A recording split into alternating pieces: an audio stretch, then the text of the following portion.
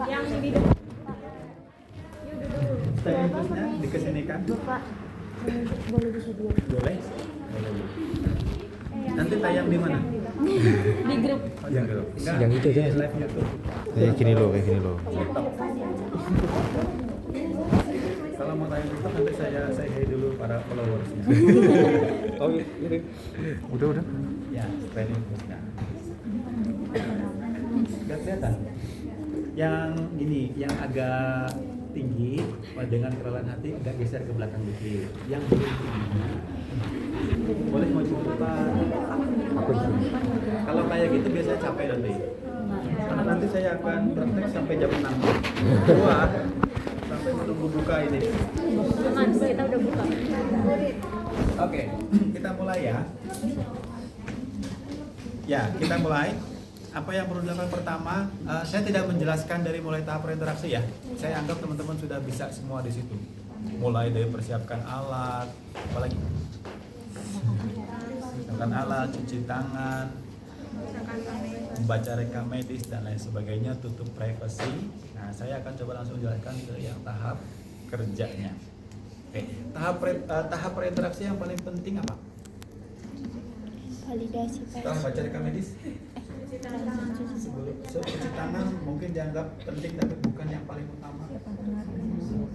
menyiapkan diri. Menyiapkan diri. Memakai handphone. Siapkan mental. Validasi itu sebagai yang nanti mungkin teman-teman harus ingat sampai nanti kalau sudah bekerja ya, validasi supaya menghindari terjadi malpraktek. Kita mau memberikan obat, kita mau memberikan terapi obat-obatan, pasiennya sudah dibaca rekam medis betul Tuan A. Tapi untuk memastikan pasien yang kita tuju di ruangan tersebut Tuan A, caranya validasi. Karena bisa terjadi pasien yang duduk di yang tertiduran di kamar ini, ruangan apa ini misalkan ruangan 3A, itu adalah bukan Tuan A tadi. Bisa keluarganya, bisa tetangganya Tuan A dari yang sebelah, bisa juga istrinya dan lain sebagainya. Jadi validasi itu yang paling penting kita berinteraksi. Caranya validasi? Ditanyakan namanya. Kalau kita sudah pertemuan yang kesekian kalinya, dipanggil namanya, dicek apanya? Identitasnya. Identitas pasien ada di ada tatonya. Di gelang. Memang gelang biasa dipakai di tangan ya. Ada yang di kaki juga. Tapi kalau yang gelang identitas di tangan biasanya. Kalau di kaki ada lain. Di tangan. Gelangnya mungkin ada di beberapa phantom yang lainnya, berwarna biru untuk laki-laki, yang perempuan pink. Gelang itu sekali pakai dan kalau sudah ditempel begitu, diklip gitu, dia nggak bisa dilepas. Walaupun kelihatannya kok gampang aja dibuka gitu. Karena kalau dilepas dia pasti rusak, dicopot itu dia rusak. Kalau rusak artinya berarti kan gelang itu tidak bisa dipindah tangankan gitu loh. Nah, saya gatel dipindahin dulu ke yang nunggu gitu, nggak bisa. Kalau mau dilepas harus digunting atau dirusak. Kalau rusak berarti artinya sudah tidak valid. Gitu ya, itu sudah standar keamanan pasien di rumah sakit. Jadi ada identitas. Oke, itu ya yang mungkin saya ingin tekankan bahwa di berinteraksi validasi jangan sampai lupa. Terlalu semangat, Pak. Saya akan pasang infus ya, sudah dipasang sudah. Nah, Bapak jangan Pak, bukan. Gimana? Sekarang pasien itu kritis ya, dia nanti bisa menuntut juga. Salah kita kalau kayak gitu, karena tidak memvalidasi. Oke, nah sekarang tahap kerjanya bagaimana? Kita siapkan semua alatnya. Ya, yang pertama, setelah kita pakai sarung tangan dulu.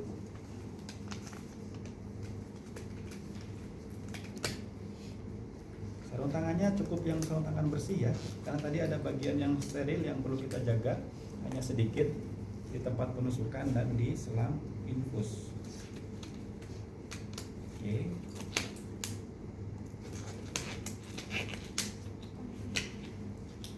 Kemudian infusernya kita buka, ya sudah seperti ini. Kemudian untuk sambil menunggu ya supaya kita bisa melihat dengan jelas nantinya, kita sudah menentukan lengannya di lengan kiri misalkan atau di bagian yang kanan. Kita bisa pasang alat bantu dulu supaya terbendungnya itu lebih lama, jadi nanti bisa terlihat muncul gitu ya si ininya. Jadi kita bisa pasang tourniquet dulu sambil kita menyiapkan alat yang lain. Oke, pasang tourniquetnya ada di mana Pak? Letak penusukan biasanya di sini ya, di metacarpal atau di radialis, atau kalau sudah tidak ketemu di sini bisa naik ke atas. Tapi biasanya kalau di atas di sini, tentukan jangan yang dilekukan.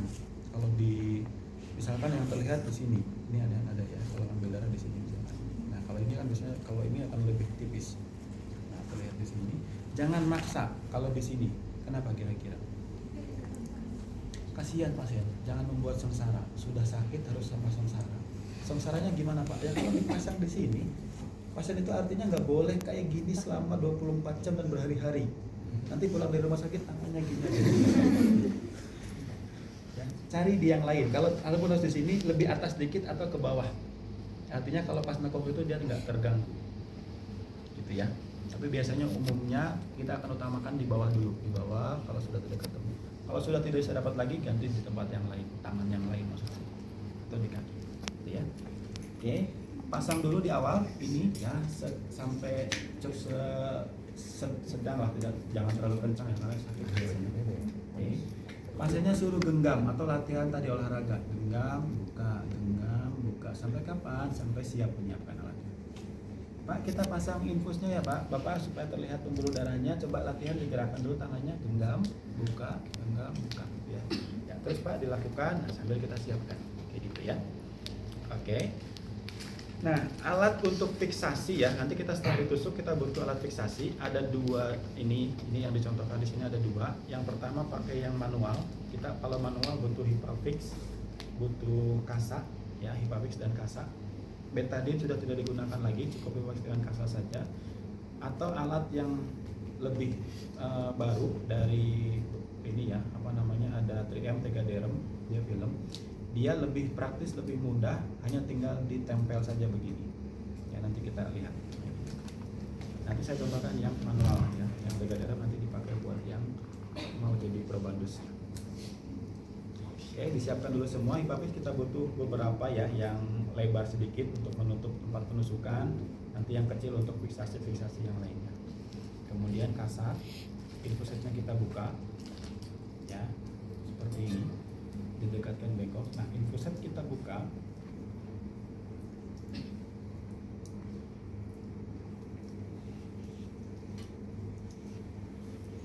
Oke.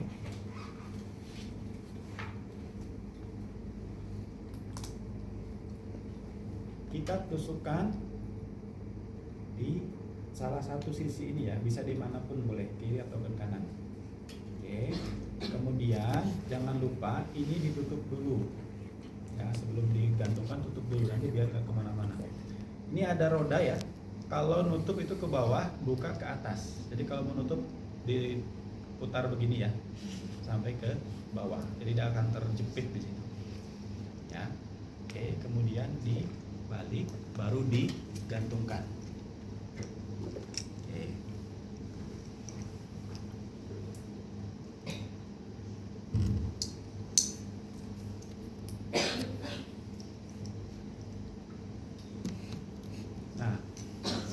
Belum siap ya, karena apa? Karena cairannya belum masuk. Jadi untuk pertama itu kita alirkan dulu. Ini dibuka, kemudian kita alirkan. Ini buka saja secara pol. Nah, ya seperti ini sampai tidak ada gelembung udara yang terlihat. Ya. Kalau masih ada sedikit nggak apa-apa, biarkan saja. Kemudian kita tutup lagi. Oke, tutup seperti ini. Sudah berhenti ya, jangan lupa ini ditutup kembali yang sterilnya. Oke. Kalau masih ada gelembung-gelembung udara itu kita hilangkan. Kenapa sih Pak tidak boleh ada gelembung udara? Ini kita pijit ya supaya ada tampungan cairan di sini yang terlihat. Kenapa tidak boleh ada gelembung udara? Supaya tidak terjadi masuknya udara ke dalam pembuluh darah, karena biasanya itu akan berbahaya. Kalau masih ada gimana Pak? Kalau sedikit kita bisa dengan melakukan teknik apa namanya? Sentil. Apa digini-gini apa namanya? Tuh, dia akan naik sendiri kan? Nih, pembuluh darah yang kecilnya akan naik. Gelembung udara akan naik sendiri nanti sampai ke atas. sini masih ada juga sama kita, sentil-sentil aja begini. Ya, ini hukum fisika yang nanti dia akan naik mencari ruang yang kosong ini. Kira-kira begitu? Oke, ini sudah ya, disimpan dulu. Kemudian berikutnya kita ambil aboketnya. Nah, pegel kan?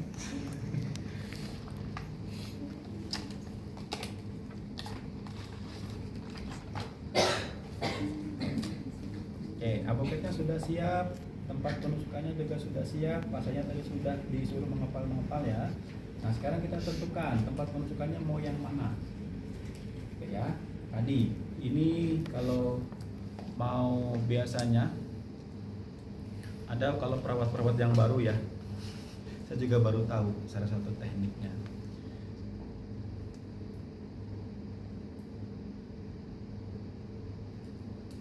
Boleh Pak, ya ini kreativitas ya, silahkan saja. Tapi ya sebenarnya kalaupun pakai sarung tangan bisa juga kita lebih sensitif ini ya. Mungkin ada yang tidak merasakan lebih sensitif dengan sarung tangannya. Dibantu gunting.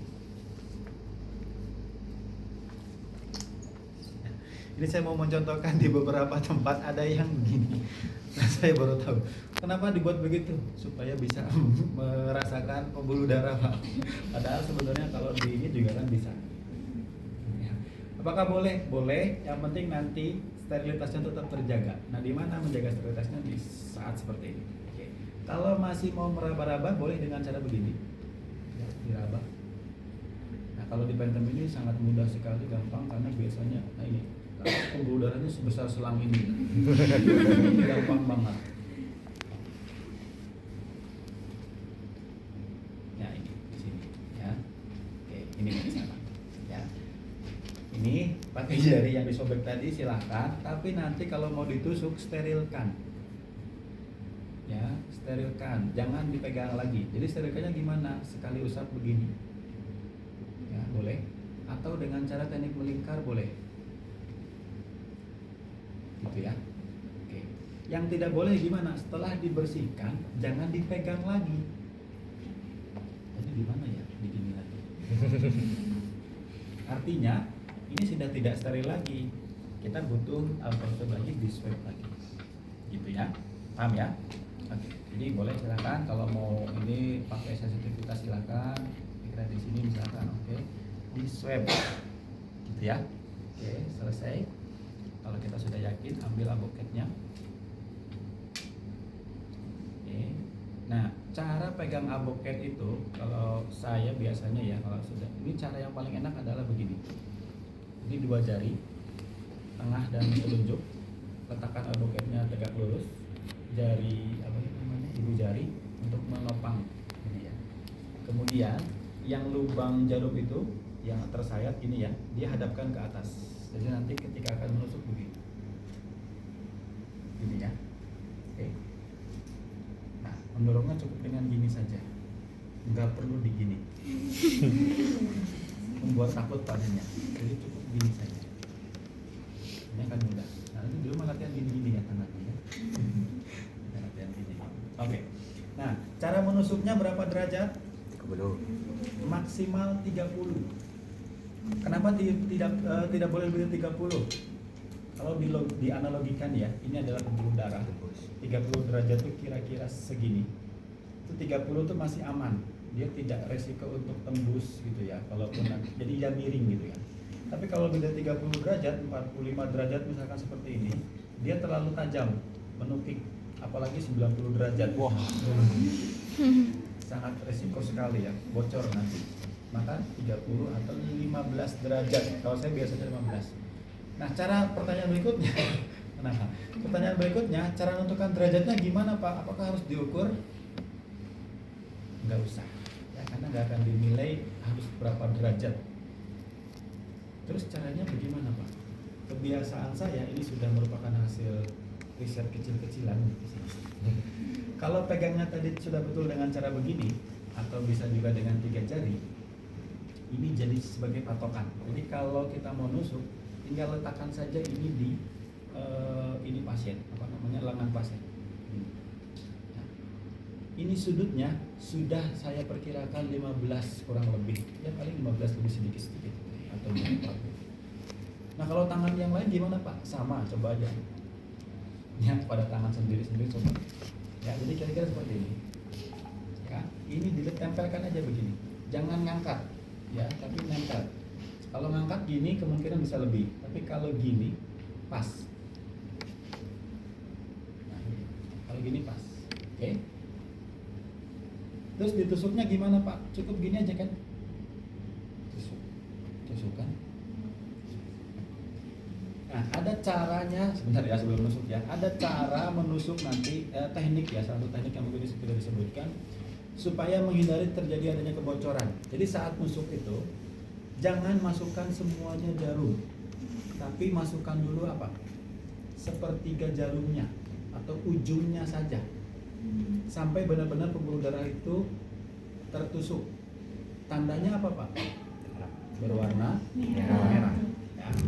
Kemudian setelah masuk ujungnya ada tekniknya. Yang pertama adalah kita tarik seperti ini. Tarik yang putih ini. Jarumnya itu kita tarik. Kenapa harus ditarik?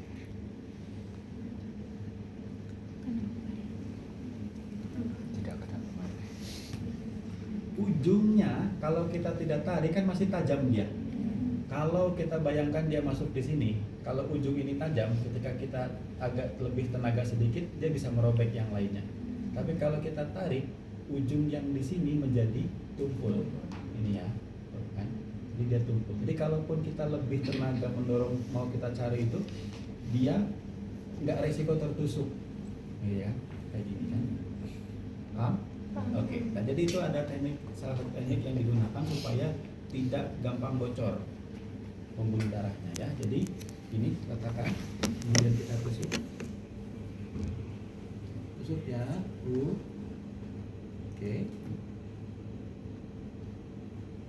ya sepertiga dulu, kemudian kita tarik seperti ini, baru kita dorong. Paham ya? Kenapa? Supaya ujungnya nggak tajam tadi. Tapi nanti pas prakteknya jangan kelamaan ya. Nanti gini terus ngobrol lagi dan tinggalin gitu ya.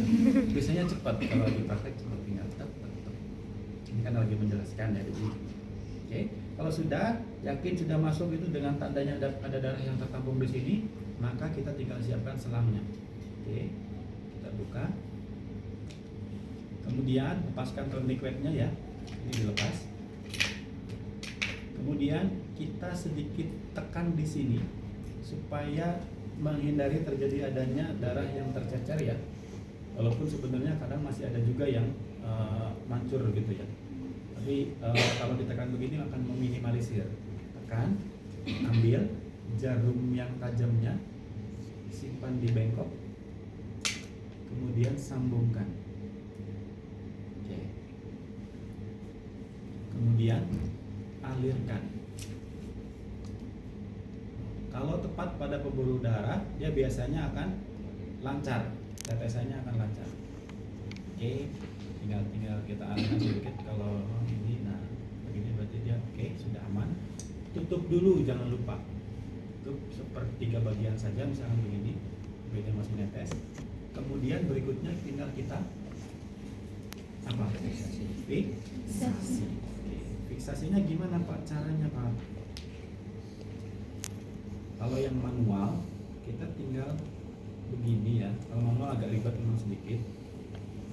Yang pertama selang apa ini namanya plastik yang kuning ini, yang jarum plastik ini ya, dia harus terfiksasi dengan rapat. Jadi kira-kira seperti ini. Oke, supaya tidak mudah lepas. Ya.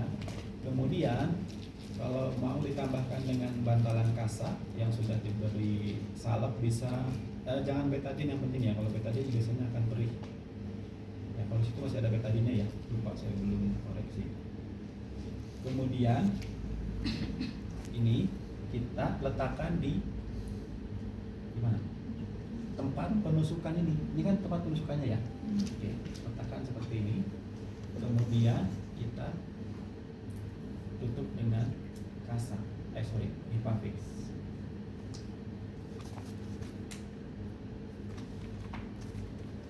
begini. Selesai kah? Belum. Ada satu lagi teknik fiksasi supaya menghindari tidak terjadinya lepas.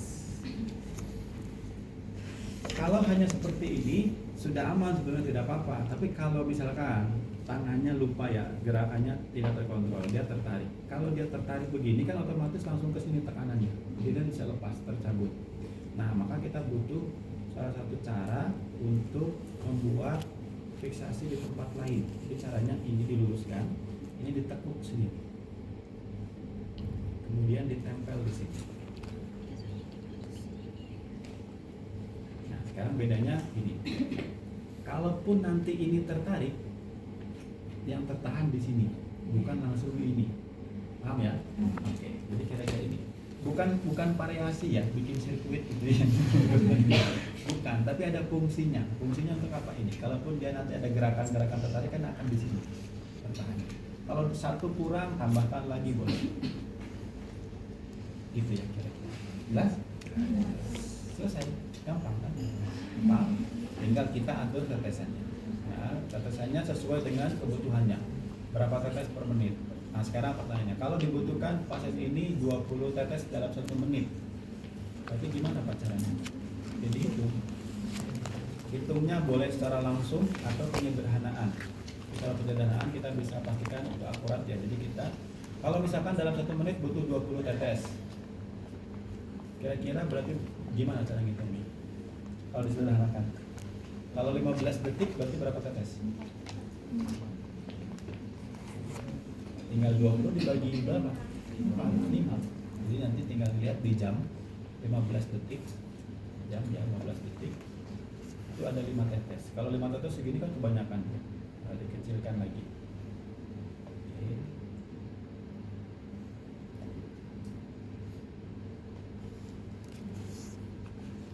Nah, kira-kira begitu cara sederhana. Ini belum ke yang pengukuran yang berapa kebutuhannya. Itu di teori. Selesai. Gampang? Gampang karena pada phantom. Kenapa? Selama segini Pak. Udah. Ya. Ada yang mau coba?